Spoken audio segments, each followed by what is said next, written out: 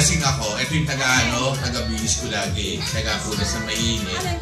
Yung mga suka mo. Mga suka, pag sumusuka ako, siya taga-ayos ko. Naglalagay ng pulbo sa dibdib mo. Pag gano'n, tsaka tinatago niya ako sa nanay ko dahil yung mag-aang kawayo, nakita akong lasing. Ito, Tony ko. Happy birthday, ate!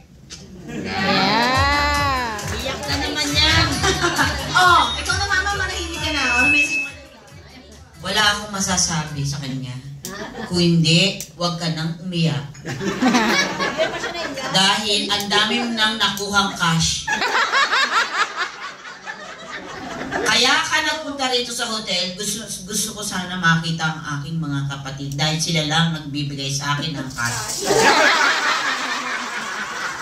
Yun. Kaya, panatilihin mo ang iyong pagkuha ng cash.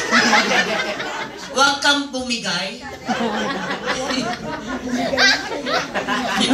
Huwag, ibig sabihin, 50% sa akin. Kami lang dalawa talaga ang magkapatid. Ako ang napagkakamalang ate, siya ay lola. O diba? Mahal na mahal niya ako eh. Siya hindi ko mahal. Happy birthday, ate! Oh, iyak na naman, oh.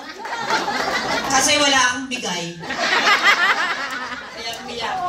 Suporta lang daw, ma. Suporta. Okay. Diyan ka lang, tita. Upo ka.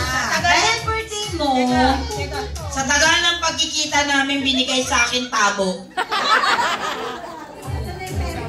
Sige. So, ayan. Galing sa amin, tita, yung money bouquet. Ayan. 50 pesos lang eh. Ang hirap naman kasi kung nag-1,000, tita. Si Tito